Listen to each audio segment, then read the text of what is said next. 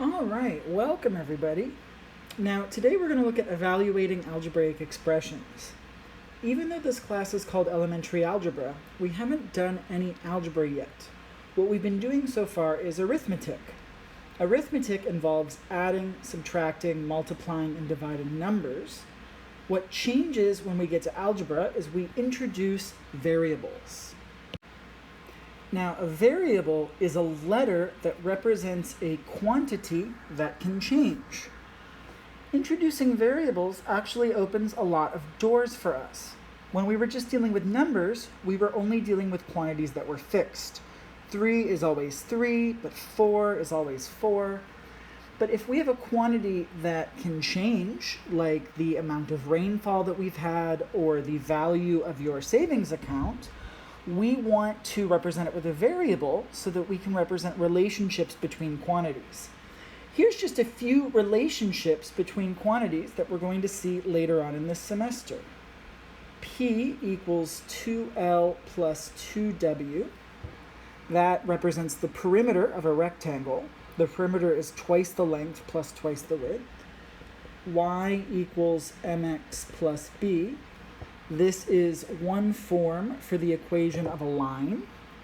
And a much more complicated one, x equals the opposite of b plus or minus the square root of b squared minus 4ac all over 2a.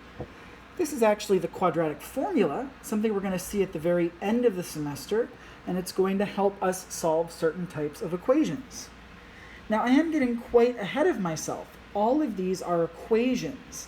They are relationships between variables and numbers that have an equal sign. So we've got two sides to them. We're not going to be looking at equations today. We're going to be focusing on algebraic expressions. An algebraic expression is a combination of variables and constants using arithmetic. Constants, it's just another word for numbers. 2 is a constant, 4 is a constant, 3.6 is a constant. Let's take a look at several examples of algebraic expressions. We could have x plus 4, x minus 4, 4x, x divided by 4. We could have 4x minus 3. The square root of x plus 2. We haven't really talked about square roots yet, but we will be seeing those soon. We've got 3 times the quantity y minus 4, y squared plus 3. Exponents are allowed. Exponents just represent repeated multiplication. And the absolute value of y minus x, we will look at absolute values a little bit later. All right? But right now, I want to focus on evaluating algebraic expressions. That's what we're going to be doing today. To evaluate an algebraic expression for a given value, we substitute that value in for the variable and use order of operations to calculate the result. So what I want to do now is I want to evaluate all of these expressions when x equals 9 and y equals negative 2. So evaluate when x equals 9 and y equals negative 2. Let's look at them one at a time. Let's start with x plus 4. So we need to substitute in the given value for the variable. So we're told here that x is 9. So we're going to substitute that in. Instead of x plus 4, we're going to have 9 plus 4. And then we just use order of operations to calculate the result. 9 plus 4 is 13. So this expression, x plus 4, is equal to 13 when we plug in x equals 9. If we look at x minus 4, that's going to be 9 minus 4. And 9 minus 4 is 5. If we look at 4x, now when we have a number written next to a variable, that denotes multiplication. So 4x is really 4 times x. So in this case, that's going to be 4 times 9, which is 36.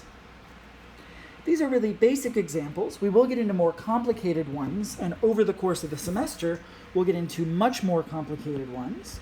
But let's just go through these one at a time. X divided by 4, or x over 4. When we plug in 9, that gives us 9/4, which we can leave just like that. Generally, fractions are fine for an answer. We don't need a mixed number. Let's look at 4x minus 3. This one's a little bit more complicated. It has two operations. The 4 is getting multiplied by x, so that's going to be 4 times 9, and then we have to subtract 3. Now 4 times 9 is 36, and 36 minus 3 is 33. Good. Let's continue. We've got the square root of x plus 2.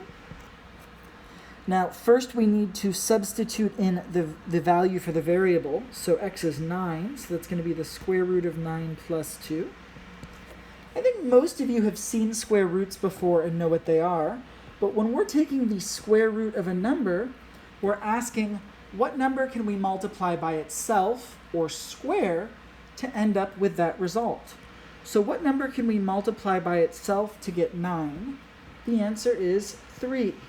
3 times 3 gives us 9. So the square root of 9 is 3. So this is going to be 3 plus 2, which gives us 5 in the end. A quick note, some of you might have realized there are actually two square roots of 9. 3 is a square root of 9. Also, negative 3 is a square root of 9. Negative 3 times negative 3 gives us positive 9. But when we use the square root symbol like this, and there's no negative sign out front, this symbol tells us we want the square root that's not negative. So in this case, we want 3. We're going to see more square roots in the future, and we will get practice with them as we move on. All right, let's keep going. The next one was 3 times y minus 4. We're not going to plug in 9 here because there's no x. X was 9. We've got a y, and we're told y is negative 2. So this is going to be 3 times negative 2 minus 4. Now, because of order of operations, we're going to have to do this negative 2 minus 4 first, because it's inside the parentheses. Negative 2 minus 4 gives us negative 6. So we've got 3 times negative 6, which is negative 18. All right, we have 2 more of these for us to work on. The next is y squared plus 3. All right. Now y is negative 2, so we're going to have negative 2 squared plus 3. And whenever we substitute a negative number in for a variable, we want to put parentheses around it, because y squared means we're taking y and multiplying it by itself. To represent negative 2 multiplied by itself, we need parentheses around the negative 2. If we did this without parentheses, I'll do this off to the side. If we had the opposite of 2 squared, that doesn't represent negative 2 times negative 2. That represents the opposite of 2 times 2, which is not what we want. So the general rule is that whenever you're plugging in a negative quantity for a variable, you should use parentheses around it to make sure that you're doing it correctly. So now negative 2 squared is positive 4, and we've got 4 plus 3, which gives us 7. All right, we have one more problem here, the absolute value of y minus x. Now, when we plug in our values for y and x, this is going to be the absolute value of negative 2 minus 9, just plugging in y and x. Now, absolute value symbols act as grouping symbols, so we've got to do the subtraction inside first. Negative 2 minus 9 is going to be negative 11. They're both negative, they have the same sign, so we take the sum. 2 plus 9 is 11. Larger numbers negative, so the final answer is going to be negative. So we've got the absolute value of negative 11, and the absolute value of negative 11 is positive 11. If you do not remember what absolute values are, you can watch the videos that I've linked to below. One of them goes through it in detail.